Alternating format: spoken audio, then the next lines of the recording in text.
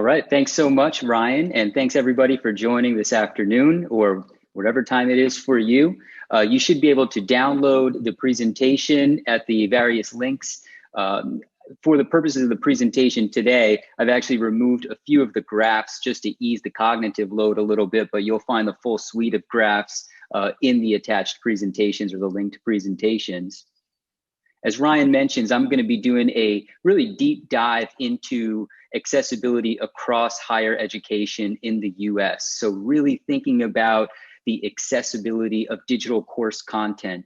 What are the major issues? What are the challenges? And how are some institutions approaching those challenges to really provide their students a more inclusive learning experience? I've had the great privilege over the last several years to travel around the world in my role as a product manager for Blackboard Ally, visiting colleges and universities from the UK to across the US, all the way to Australia, to really understand what's going on around digital accessibility in the learning management system. If you're not familiar with Blackboard Ally, it's an accessibility solution that plugs into the learning management system. It scans content for accessibility issues. It provides students with alternative formats, which they can download and engage content in different formats. And then it provides feedback to instructors. So some of the data I'll be referencing today relates to these different Ally tools, but we won't do a deep dive into the product here today. We're going to really focus around the data and really thinking about these equity and access divides within digital content. We can think about this in terms of the disability divide, being able to access digital content using assistive technologies like screen readers. We can think about this also in terms of the digital divide, whether it's access to high-speed internet, access to computers, reliance on mobile devices. We've seen a lot of talk about these divides really amplified in the last year due to the pandemic and the emergency transition to remote instruction. So how do we start to think about really addressing these issues and addressing them at scale, which is a key challenge? So we're going to follow a few lines of inquiry today. We're going to look at overall course content and accessibility scores. We're going to look at some critical accessibility issues and strategies to address them. We're going to look at the impact of COVID-19 and some data related to that. And then we're going to look at some ways of how institutions are making progress and some of the strategies that they're using to really drive a culture shift around inclusion. So we're going to first start off thinking about digital content. And one of the reasons it's important to think about the types of digital content in courses is because different types of content have different types of issues. Different types of institutions have different types of accessibility barriers based on how they're delivering courses and the kind of makeup of those courses. And so the line graph on the screen here looks at course content added into courses, digital content over the last 4 years. And so there's a really significant increase in the amount of WYSIWYG content. So this is HTML content authored in the learning management system. You know, we reached last year over 138 million of these WYSIWYG items added into courses, over 59 million images added into courses across North America higher education. Again, that 550 institutions included in this analysis. 44 million PDFs, 30 million Word docs, and 18 million PowerPoints. So this is the data set that we're looking at and kind of the breakdown or the ratio of these different types of file formats in courses. And again, the significance here is, you know, over the last 4 years, over a 2x increase in all of these different types of content. So the amount of content that instructors are uploading into their courses is really increasing at a rapid rate. And in particular, we're seeing a lot of this HTML WYSIWYG content being created in courses, which we can generally think of as a pretty positive thing for learners. HTML content created using the editors tends to be more accessible in nature. It also is an improved user experience for the student. They're not having to download files and open them up offline and go back into the course. So generally, this is a positive trend, but it does raise some important questions.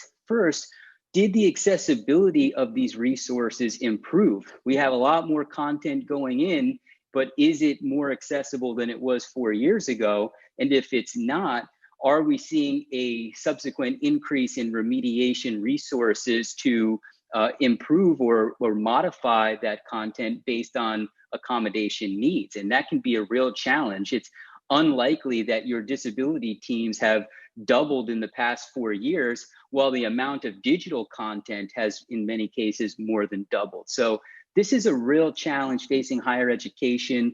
But again, it partly depends on, well, how accessible is this content? And so that's what we'll dive into next. And so the line graphs on the screen here show the accessibility score for institutions over 4 years. Now, these scores are added by Ally, and basically each content item is assigned a percentage score, and that percentage score is representative of how closely that content meets WCAG 2.1 AA standards. So how closely it meets the standards that can be checked through automated means. And the line graphs here are broken out by the WYSIWYG HTML content and the file content. So files being PDF, PowerPoint, and Word document, and images.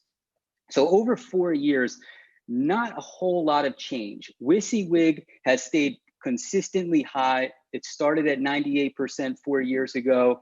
Last year, it was around 97.8%. So pretty consistent, pretty high when we're looking at these kinds of HTML fragments. But on the file side, a little bit more problematic, 43% 4 years ago. Last year, 48.4%. So you're talking about a pretty moderate increase in overall percentage, about 5 points or so, still below 50%. And we'll get into kind of what that actually means, but very little change over the last 4 years, especially if you think about the massive change in the amount of digital content that is uploaded into those courses. So the implications here, HTML fragments score higher, but those fragments are also embedded with files that are inaccessible. So they may contain images that have accessibility issues like missing description. There may be PDFs of readings that are embedded in those HTML fragments. So while they tend to score high, they do still have issues. The number can be a little bit deceiving. The increase in file content is only met with very gradual improvement in terms of accessibility. So again, the challenge facing institutions, how do we remediate this content so that people using assistive technologies and with other kinds of accommodations can access that content? Now, the trend isn't terrible. We did a data study that looked at the previous 5 years, and there was only 3-point improvement. So we're seeing a little bit of an acceleration of improvement, but still probably not where we really want to be. If we break this out a little bit by the Carnegie classification, so if we look across associates colleges, master's colleges and universities, and then doctoral research universities, we do see a little differentiation across the score. So in general, associates colleges have had more accessible digital content. Last year, 51.5% on average, pretty much significantly higher than your doctoral universities, who were at 42.7% in terms of the Ally scoring. Master's colleges and universities right there in the middle, around 47%. So interesting to look across the different areas of higher education. We can hypothesize about some of the reasons for some of these distinctions. Associates colleges have typically had more students with disabilities enrolled in them, and so there may be greater focus, greater attention being paid toward accessibility. There also tends to be a little bit more collaboration directly with faculty, so there may be more instructional designers having input around this, but certainly with the research universities, we see them lagging behind some of the other kind of segments of higher education. So now we're going to dive into some critical accessibility issues, looking at just kind of that high level percentage, and that scoring metric doesn't quite give us a really clear understanding about the landscape. So let's dive into 4 critical accessibility issues. images missing description, scanned PDFs, untagged PDFs, and documents that are missing headings. Let's see what the percentage of files that are affected by these issues and how that's changing over time. So the first, images missing description or alt text. 4 years ago, we were at 94% of the images scanned by Ally were missing a description. We're missing that text description. Last year, that average was around 82%. So it's come down pretty significantly in the last couple of years, really. But still, we're talking about around 8 out of 10 images uploaded into courses are missing a description. Now, this is, of course, impacting students with visual impairments who are using a screen reader, right? They're not going to have a sense of the content of the image. We also know more students are starting to leverage text-to-speech tools to be able to listen to content. It's going to impact those students. But I've even heard of cases during the pandemic, one in particular, students who didn't have access to high-speed internet were huddled outside a parking lot at a gas station trying to pick up free Wi-Fi. And it was obviously like low bandwidth, they weren't getting a good connection, and the images in their courses were failing to load. But what was loading was the alt text as the web page was trying to process. So when we think again about those equity and access issues, image description is much more than just students with a visual impairment. We're talking about a much broader impact.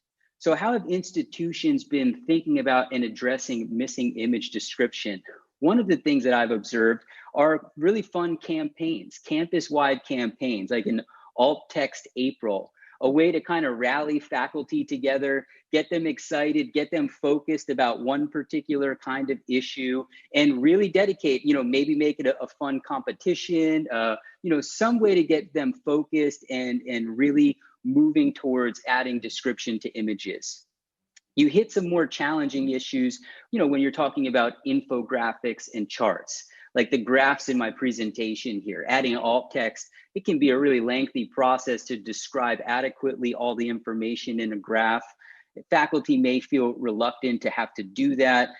Thinking about, particularly for high impact kinds of graphs, using a tool like High Charts. If you haven't come across High Charts, amazing kind of accessible graphs. You can navigate them with a keyboard. Things get read aloud to you, especially when we think about the importance of data literacy today. Really valuable to start to think about other ways to represent some of these kinds of materials. And then the last thing I've seen is really helping faculty to think about the impact of adding alt text. And they've done that by having them actually listen to their content in a text-to-speech tool to really hear the alt text and the impact that it can make. And what's really interesting about this is that Ally provides students with the option to download an audio MP3. And in 2020, we saw over 480,000 audio formats downloaded through Ally. So taking a text document, grabbing an MP3, maybe they're doing bimodal presentation where they're reading and listening at the same time. I also heard a story, single mother, she was commuting a long distance to campus every day. She was having a hard time staying on top of her work. She started downloading the MP3, Bluetoothing it, listening to it in the car, and it allowed her to get a little extra time to review so that when she got home, she wasn't so stressed out about school, she could focus on her children. And so again, an example, not somebody with a disability, but somebody with a life circumstance. If there's alt text with those images, she's going to be able to hear all of that content very fully as she's reviewing in the car. It's also been encouraging to see, oops, I've actually got the wrong, I've got a bit of a typo here, but we've had over 1 million image descriptions added through Ally. So this is referring to OCR PDFs on the slide. So pardon that little error there, but over 1 million images have a description added to them in 2020 through Ally. And so when we see that little dip in the chart earlier with that reduction in the amount of images missing description, certainly having access to tools that really raise awareness and make easier workflows for adding description really important to helping faculty start to bridge that access gap. The second issue we'll touch on, scanned PDFs. So the dreaded scan, photocopied chapter, right? It's all fuzzy, it's digitized, it's a blank page to a screen reader. It's a problem for students with dyslexia. I've heard of students with anxiety who feel triggered and uneasy trying to navigate these clumsy documents, can't copy and paste, can't highlight, just not a friendly, usable document. 2016, 2017, 17.6% of PDFs were identified as scanned. Yet last year, around 15%. So gradual improvement in this area, but still you're talking about 15% of all of those PDFs that we looked at earlier identified as scanned. So certainly a relic of our material history, but certainly present in our digital environments today. So addressing scanned PDFs, how are institutions tackling this issue? For library resources, so these are kind of publisher resources, the first avenue is, can it be effectively OCR'd? Is the scan a clean scan so that we can use OCR, optical character recognition, extract the text, start to make a more editable, readable document? If not, we see a lot of institutions collaborating with library staff, trying to find a digital version of that file, going through archives and things like that. It really is a team effort to get rid of these on the publisher side. In some cases, it's instructor created content. It may be a math teacher who's photocopying quizzes, handwritten equations. Here, we're not talking about remediating content. We're talking about trying to shift practices, use digital equation editors, start to build in new ways of creating content that's going to be born accessible. So certainly an emphasis around shifting practices. So here's my image description file. It was the OCR'd one, which was about 3 slides ago. That was 650,000 OCR'd PDFs that were downloaded through Ally. So 650,000 PDFs that were scanned that Ally was able to OCR on the fly for students and allow them to download at least, hopefully a more accessible document. If you're familiar with OCR, you know that it's not a magic bullet, that it can depend the quality. It's garbage in, garbage out. There's only so much you can do if there's coffee rings and words off a page and things like that. But hopefully it's providing in many cases those students just a more accessible starting point.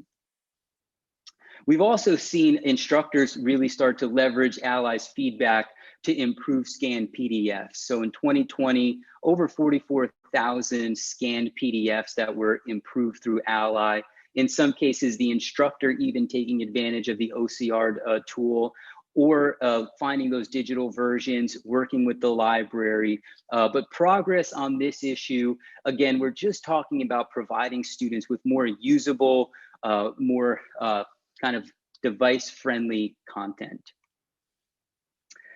Third issue, untagged PDFs. So again, very impactful for screen reader users. The tags of a PDF, they are the metadata, the guideposts that allow screen readers and assistive technologies to navigate the structure of that PDF. It also allows a PDF to be reflowed. So if you're trying to access a PDF on your mobile phone, this is also really valuable to have that kind of tagging metadata. And this is a significant challenge. So 44% in 2016, 2017 of the PDFs that we scanned were untagged, so no tags at all. That number came down a little bit, 42, just about 43% last year. So we're talking about a significant amount of PDFs that don't have any tags at all. And this is another area publishers are very guilty of, providing untagged journal articles and things like that. And so this is another area, collaborating with the library, advocating that publishers provide tagged PDFs is an important starting point. This is not an area that faculty are typically going to take on their own. If you're familiar with tagging a PDF using Acrobat Pro, this is a challenging, tedious, time-consuming process. This is where you really need to bring in experts and collaborate if that content needs remediation. Now, there are other cases where you have an untagged PDF from office documents that the instructor created.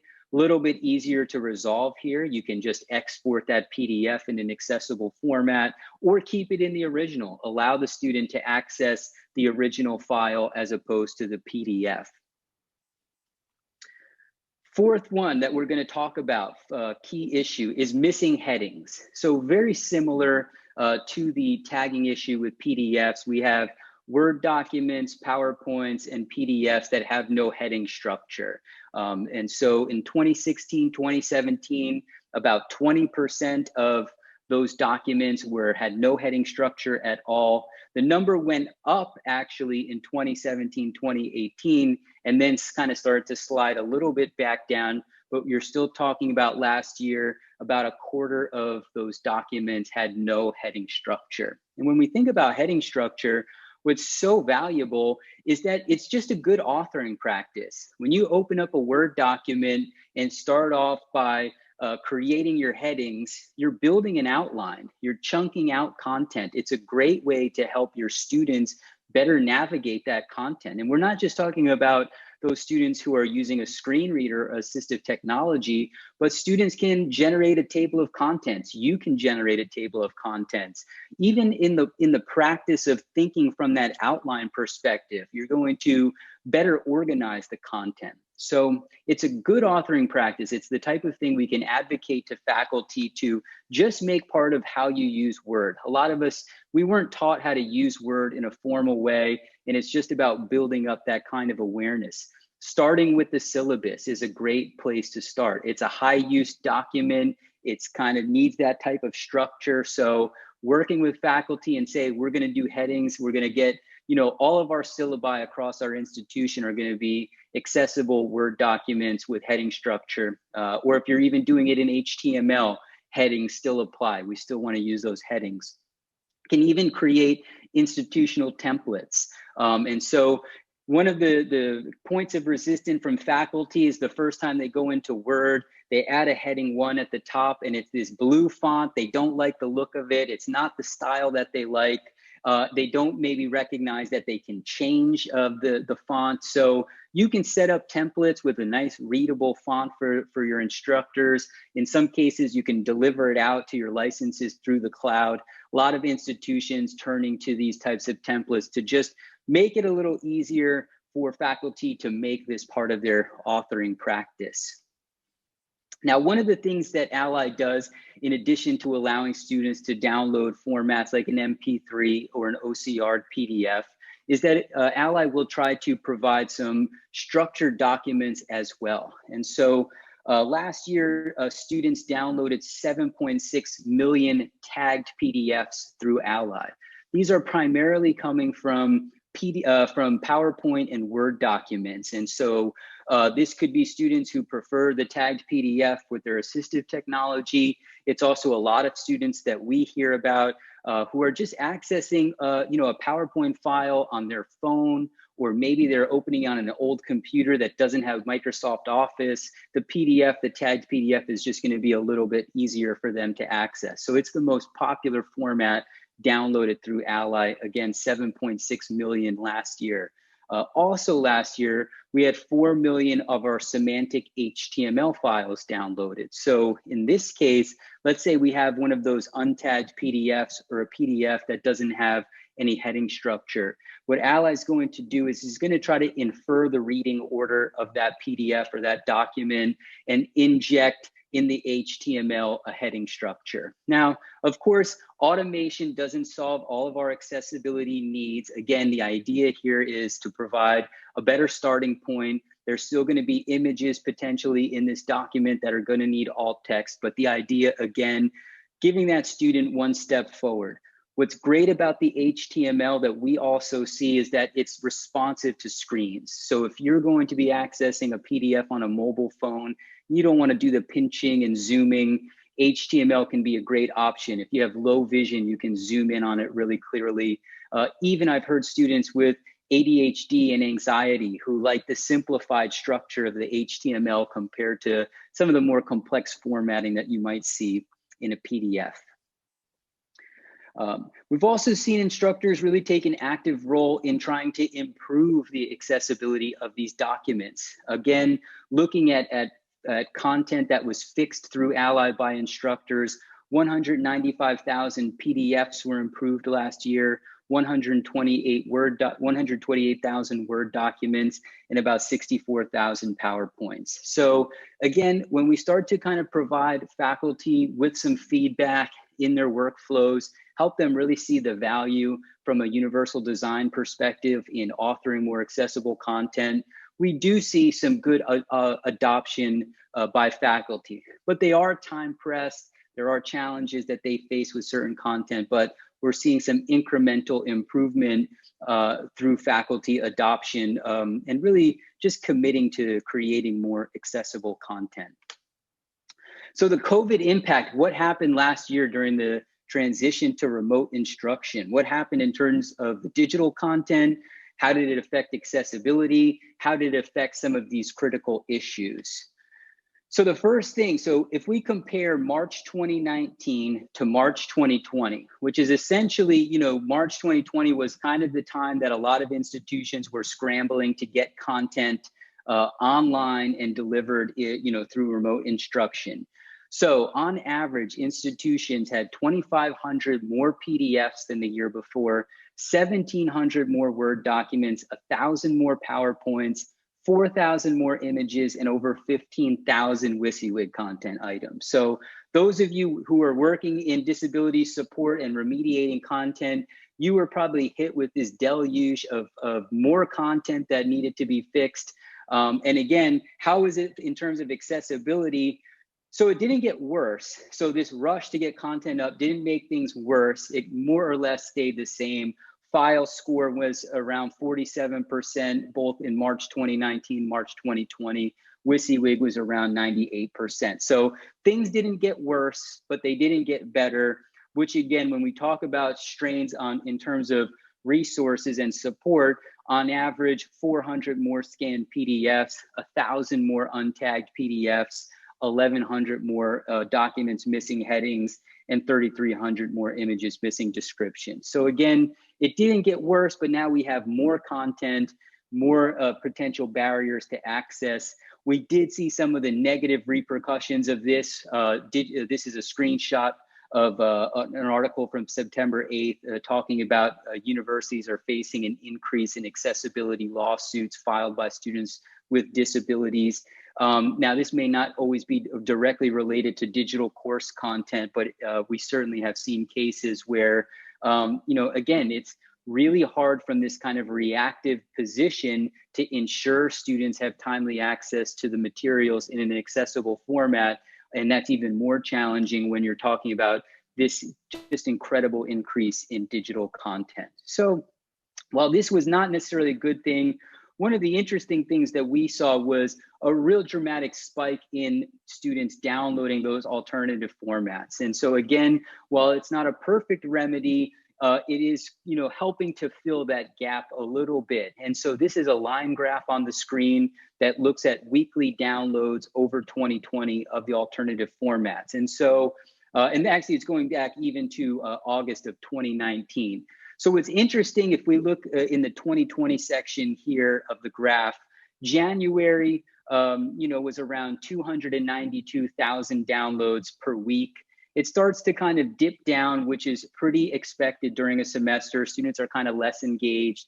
Then things kind of crashed as kind of instruction paused and institutions kind of ready to deliver. And then suddenly we hit a new record for Ally for downloads in April of 323,000.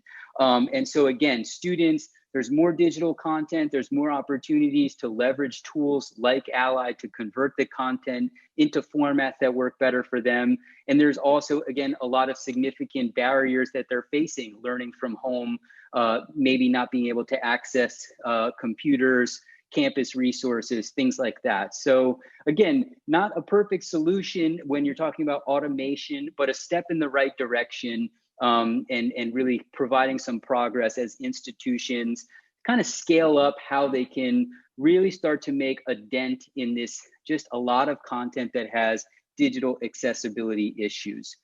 So how are institutions kind of approaching this more from a systematic perspective? So I'm an institution, you know, what can I do? And where are we seeing some progress being made? And this is pretty interesting line graph here. So this is, again, looking at accessibility scores over 4 years. And actually, my legend is off here. So the green line here represents all of the institutions in the data set, 550 institutions, and that score of 48.4% accessibility.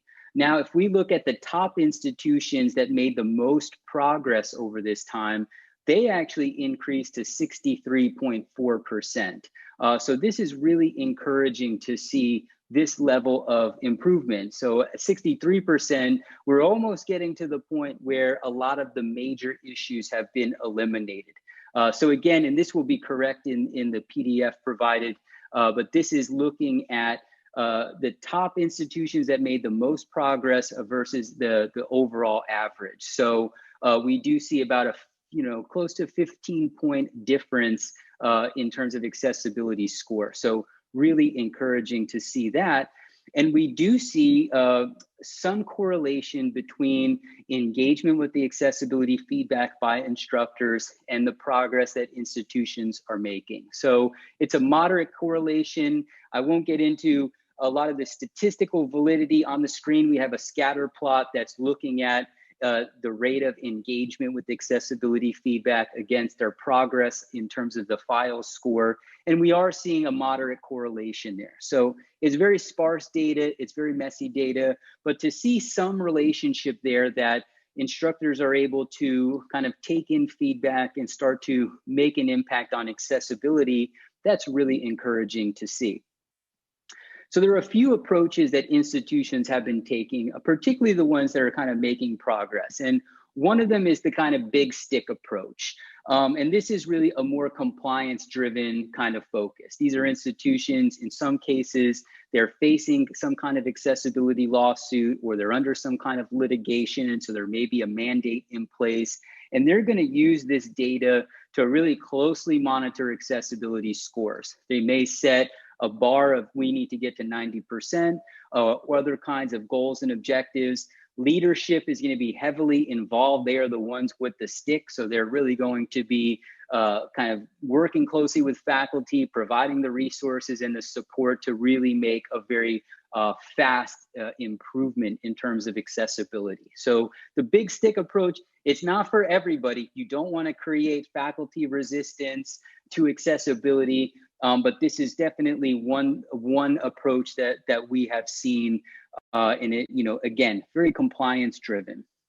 The second approach that we've seen is really a targeted remediation approach, and this is oftentimes a kind of centralized team at the institution that's going to collaborate very closely with faculty and help triage accessibility challenges. So when we think about those like untagged PDFs, scanned PDFs, they may assemble a team of student workers. We've seen a lot of student workers that have been brought together, in some cases funded even by CARES Act money, and work together to identify kind of high need, high impact courses and collaborate with the faculty to make it more accessible. So in this case, you're taking a little bit of the burden off of the faculty. It's not the greatest kind of scalable approach, but what you're really doing here is working for impact, using data, again, to identify where do we have really pressing accessibility issues, where do we have a lot of students with disabilities enrolled, let's target those areas and slowly make our progress forward. Again, you're dealing with a mountain, how you scale that mountain and how you chip away at it, really important. The third way, this is probably my favorite approach, and I think every institution does take on this kind of community forward approach in one degree or another, but it's really emphasized kind of the social justice mission around accessibility. It's thinking about universal design for learning, really thinking about it in terms of this is part of our institutional mission, right? As in education, fundamentally, we're about equity and access. We know that these barriers exist, so let's kind of really work together and collaborate across campus units. I talked a lot about the library and the importance of bringing the library into accessibility conversations, diversity and inclusion offices, academic tutors, really bringing the campus together to think about accessibility, and not just with course content either. You start to really create that ecosystem, that map of the student experience and the employee experience, and identifying those barriers. So a lot of times, this community forward approach has clever marketing campaigns. I mentioned like Alt Text April, these kinds of friendly competitions, anything to just build up morale, build a spirit around inclusion. And this is really that culture shift. In this case, we're really talking about that a culture shift towards prioritizing inclusion in teaching and learning. So, what's your pathway to inclusion? There's lots of directions to go. There's lots of tools out there. Ultimately, it's about understanding your institutional culture, finding the pathway that works best for you. As I've mentioned, and as the data kind of shows us, you're going to be facing down a significant amount of digital content with accessibility issues. It's about finding the pathway that works for you based on the resources you have at hand, based on your institutional culture and your goals. And hopefully you can start to really make some progress towards meeting those goals. You can learn more about some of the research that we've been doing at ally.ac/research. Again, you'll find the link in one of the documents linked, but on there's a number of white papers related to this data. You can also use these two handy graphs pictured on the screen too, and these are powered by HighCharts. You can look at accessibility scores and critical issues in your state, and you can also look at some Ally adoption and metrics by state and by region. So again, just some more ways to kind of access and learn about some of this data and some of the accessibility trends across higher education. Last but not least, just wanted to offer everybody access to our inclusive learning pack. This pack, and again, you can access the links in the documents. The file transformer, this is a free resource we released during the COVID pandemic. And basically any student, any person can go to this website, upload a PDF or a Word document, and download one of the alternative formats that I mentioned today. So you can get that MP3, you can get electronic Braille, so we do a Braille format. You can also get the HTML format. And so great resource there, the file transformer. We have an accessible content authoring best practices guide where you can really kind of learn and expose some of your faculty potentially to just some really simple best practices, especially like when you're uploading the content into the learning management system. The last resource I'll mention today is our inclusive course design blog, and this is really focused not just on the content accessibility, but taking a broader stroke around inclusive education, thinking about other aspects of the learning experience like assessments, like collaboration, and also thinking about the cultural aspects of inclusion, right? An inclusive environment is access and equity first, but it's also a sense of belonging. It's a sense of community. How do you foster that sense of belonging, especially given events of the last year? I think a really important way to keep students connected and feel that they are a valued member of the academic community. So with that, I'll wrap it up. Ryan, I'll turn it over to you if any questions have been popping up in the Q&A. Absolutely. Thanks so much, John. Great data, great presentation. There are quite a few questions about Ally specifically. Okay. Maybe you could give us a short introduction to Ally.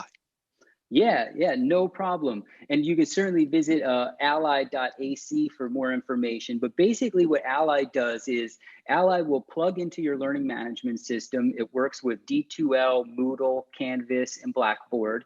The first thing it's going to do, it's going to scan all of that digital content that's been uploaded into courses. So those PowerPoints, those Word documents, PDFs, images, and the HTML content. So all of those content that I mentioned.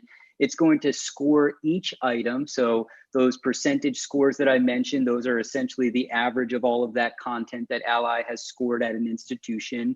It's going to serve that data up in what we call an institutional report. So basically the data that I presented, you as an institution can filter and look across time, by course, by issue, and really start to identify and strategize your approach to inclusive education. Then what it's going to do is inside of the course experience itself, it's going to add in these little Ally indicators. So for instructors, they upload their PDF, Ally will score it. It will pop up a little indicator. It will be red, orange, light green, or dark green based on the accessibility score of the file. You click on it and you get lots of feedback about what are the issues and how do you go about resolving them. Then the third part of Ally is what the alternative formats, really the student-facing side of Ally that I've been mentioning. And that's where, again, a student is moving through their course. They see a little icon next to their file. They trigger that icon. They get a menu of choices to download that content in a different format. So it's all really seamlessly embedded inside of the course experience. The idea to really drive inclusion within the flow of a course. We don't want it to be like a one-off. We want it to be kind of right there to really drive that culture shift. Great. Can you tell us a little bit about how the scoring works? Yeah, so that scoring, so again, it's, a percentage, so 0 to 100%, and it's based a little bit on some work by the W3C that tried to kind of start to think about kind of the severity of accessibility issues, how broad of a population are impacted by those issues, and then kind of create a scoring algorithm based on the number of issues and their severity. So for example, a scanned PDF in Ally is going to score 0% because it's completely inaccessible to a screen reader. It's not very usable to somebody with dyslexia. And really everybody just doesn't like having to read a scanned PDF. So it scores very low. Something like a document that's untagged is going to be in the red score. It's going to be maybe 5 to 10%. Then you get into like a document like a PowerPoint that has a couple of minor contrast issues. You're talking about a document that's going to score in the 90s. So a lot of our institutions, when we talk about goal setting and things like that, they have a Go Green campaign. They want to try to get all of their little Ally scores to a green indicator. It essentially means that again, a lot of the checks that can be done through automated means. And that's really important to always emphasize, especially given our context today. The quality of alt text. There's only so much a machine can do to kind of have those types of quality checks, but ultimately it really falls on the human to provide robust alt text. So the scoring is really, again, based on those automated checks, and most of them are aligned to the WCAG standards, the Web Accessibility Standards. Thanks, John. Can you tell us about when the scan or checks happen? There's a question that's asking, is it based upon the initial file upload, or if edits are made after the fact, when does that scan? Yeah, so it's going to be scanned. So first, when Ally gets turned on in your system, it's going to scan everything that lives in it at that moment in time. So it's going to look at your historical content. It's going to look at all the courses. It's going to organize it by your term. So if you have a term structure in your learning management system, you can look back to your fall 2015 term or however much is in the learning management system. So it does one full scan at the point that it's turned on. Then you go into the next term and instructors are uploading new content or content is being copied over. With new content, Ally is going to just score it on the fly. And so you'll get a score of the new content. The old content will then get rolled over, the score maintained in the new term. Then an instructor, let's say they update the file. So Ally will then kind of rescore it as the file is updated. So if they do it through Ally, they can actually watch in real time. Ally will evaluate the file and they can watch the meter kind of flip over and hopefully go to green, right? If you were effective in remediating the issues, it will have hopefully gone to green. Got it. Thank you. Okay, we've got about 5 minutes left, so maybe we can get in one, maybe two more questions. Um, Tell me if this question is relevant. I'm asking because it has a lot of upvotes. Um, Many presenters have warned against accessibility overlays. Is Ally different? Yeah, so Ally is not an overlay. It's not doing anything on top of the content. Basically, what all it's doing is checking the content, scoring the content, reporting on those scores, and then it's allowing the student to choose if they want to download an alternative format. It's not altering the original document in any way. Again, we're also very, as I've been throughout the presentation, very explicit that this is not a magic bullet. Alternative formats. I think one student, she wrote a blog, she has low vision. I think she described it best, that the output isn't always perfect, but it's oftentimes better than the original that I was trying to work with. And in those cases, it's very helpful. But we are not an overlay inside of the LMS. We're really trying to prompt faculty and instructors to fix the files and fix the issues. And again, really prompt that culture shift so that they start to, as they upload new content, they're aware about headings, they're aware about alt text, and they're making it accessible from the start. That's ultimately our goal as a tool, is not to give up and say, hey, they're never going to do it accessible, so let's only try to provide this automated overlay solution. Rather, we are trying to build these kind of 3 tools to allow the institution to make progress so that they eventually reach a point that they are more sustainably inclusive from the start. Got it. Thank you very much. Okay, 3 minutes left, so let's see if I can find a short question. Can you talk a bit more about image description and how Ally adds them when a student downloads a file? Yeah, so again, Ally is not going to inject any automated descriptions, right? So Ally is going to, like, if I'm a student, right, and I download an MP3 of a PDF that has images missing description, I'm going to hear as a student this image, figure missing description, right? So we are not going to inject any kind of auto generated alt text. What we will do is prompt the instructor and let the instructor know, hey, you have a document that's missing alt text for 5 images. Here's the instructions for how to add that alt text. And so it's actually kind of what I was mentioning a little bit earlier with the MP3 downloads. A lot of times faculty will actually, in training, they'll download some of their content and they're listening to it and they're saying, oh, geez, like I keep hearing image missing description, image missing description. Like I want my student, I'm thinking about that mother who's commuting, who's listening to my file in audio in her car. I want her to have the full experience. And so it's actually by opening up these alternative formats to all students, suddenly instructors thinking, well, I'm not just doing this for the student who I don't have in my class who's blind, right? Which has been the traditional response from instructors. Why am I doing this? I don't have anybody that's blind in my course. Well, you're not just doing it for that student who may want to enroll in your course. You're also doing it for these students over here who have various kinds of challenges at home, who want to be able to listen to the content as they're driving, as they're working out, whatever. Thanks so much, John. Thanks everybody for the questions you've submitted. I think we're at time here. Again, John, thank you very much for your time.